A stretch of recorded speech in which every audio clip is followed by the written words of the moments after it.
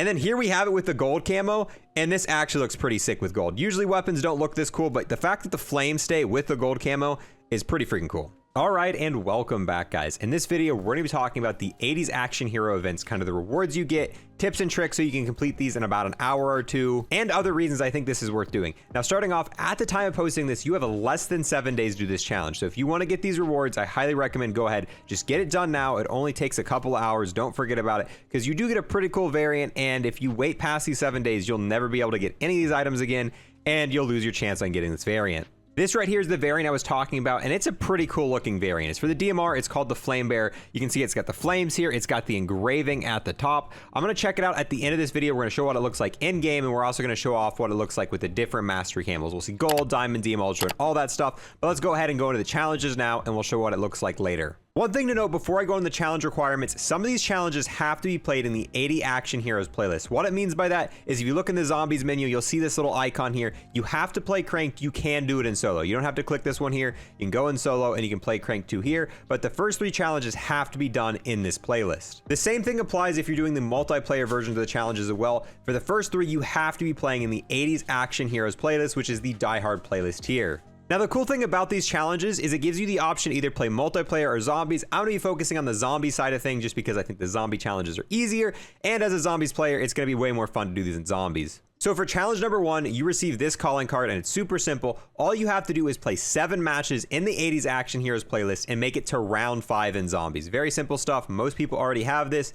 For challenge number 2, you receive another arcade game, which is pretty cool. I haven't really used this feature, but I mean, hey, it's a free arcade game to play in the menus called Robot Tank. And this one's very simple as well. All you have to do is instead of going to wave 5, go to wave 15, and you just got to do that a total of 3 times. So playing cranked, just get to round 15, do that 3 separate times, and this challenge is done as well. Now, moving on to the 3rd challenge, you receive this watch, which honestly, it's kind of just a meh watch. I will never use this in game. I don't use mini watches to begin with, but you definitely want to do it if you want to get the variant. This is the last one that forces you to play crank to get, and this one's super simple.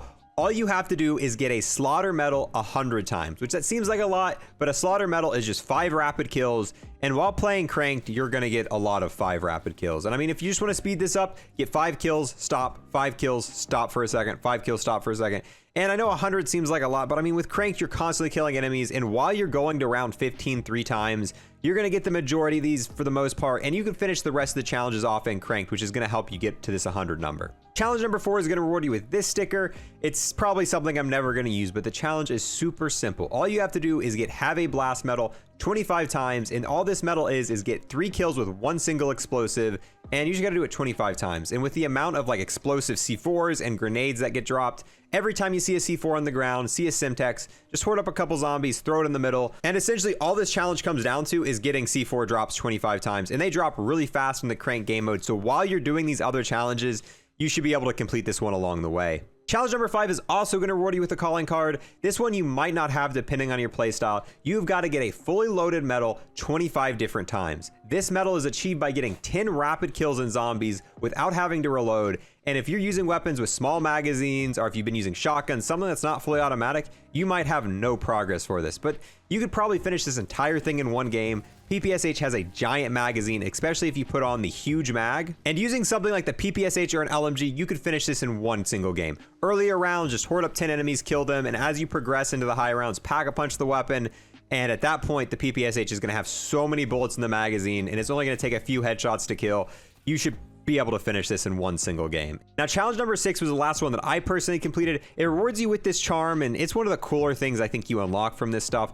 This one, the reason it took me so long to get is because it specifically requires you using the death machine, and I don't use it a ton. So because of that, all I had to do is after I finished everything else, win in game, got a death machine. While using the death machine, you've got to get a light 'em up medal. To get a light 'em up medal, you have to kill 5 rapid enemies with the death machine, and you can get this with about 3 activations of the death machine. My strategy to get this is once I got a death machine is I'd kill 5 enemies, wait for the light 'em up medal to pop up, and once it popped up, I'd wait about 5 more seconds and then proceed to kill 5 more zombies, get the medal, rinse and repeat. Doing this, it should only take about 3 death machines, and with that, you'll be able to complete this challenge very quickly. It's not a hard challenge. A lot of people don't have it just because, you know, it's using a death machine and you got to get 5 kills, wait, 5 kills, wait. Not a big deal at all, though. Challenge number 7 is going to reward you with this sticker.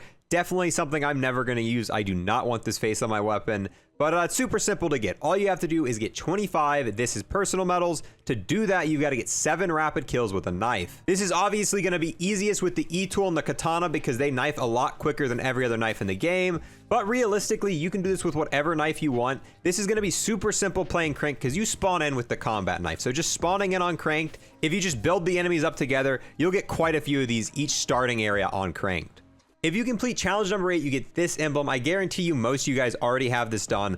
All you have to do to get this is you have to get 10 jackrabbit medals. If you've grinded camos, you know what a jackrabbit medal is. A jackrabbit medal is getting 20 kills in a row without taking any damage. You can't hurt yourself. No damage can be taken whatsoever. It's fairly simple. If you are struggling with this somehow, just run Ether Shroud or something like that to, keep you invincible a little bit longer. Hoard up 20 zombies. Kill all 20 in a row without taking damage, and you'll get that. Do it 10 times in a row, you get this emblem. Now, last but not least is challenge number 9. You're rewarded with this emblem right here. Super simple challenge. You've got to earn 10 chopped up medals. To get a chopped up medal, you've got to get 3 rapid kills with a tomahawk. This to me is probably the easiest challenge. You can do this within a few minutes. If you acquire 4 tomahawks, right, and you hoard up the zombies, what you want to do is throw all 3 of these tomahawks into the horde, get the medal, keep the 4th one so you can auto pick up the tomahawks, train the horde around, pick back up those 3 tomahawks, rinse and repeat 9 times. Boom, you've got this charm within a matter of minutes. All it really requires is you to hoard up 4 tomahawks. You can just buy them if you want for salvage.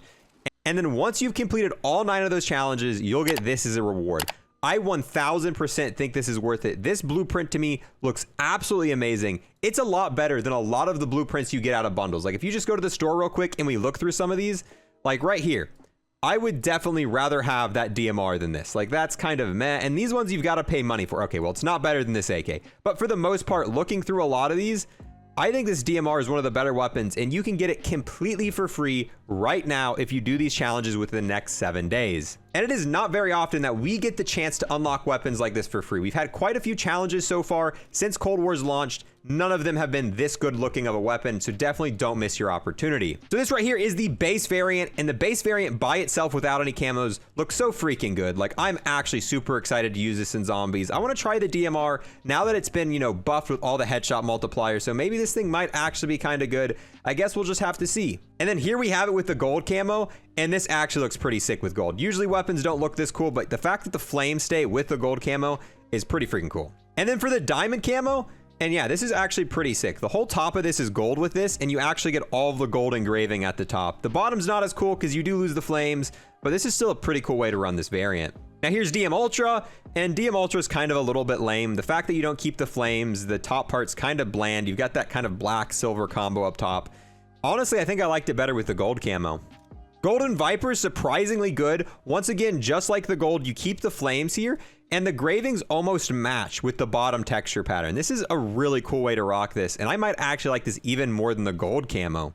And now moving on to the Plague Diamond camo. I mean, it's just the diamond camo but pink. There's not much difference here. And now finally, for Dark Aether, this actually looks a lot better than DM Ultra on this weapon. The fact that the entire top part's black, with DM Ultra, it was weird. It was like half black, half silver, really didn't match too well, but the fact that Dark Aether makes the entire part black is definitely a really good looking way to rock this. But to be honest, this is a weapon that I'm probably going to use gold on. I'm probably going to use gold or maybe even gold Viper, which I very rarely say that.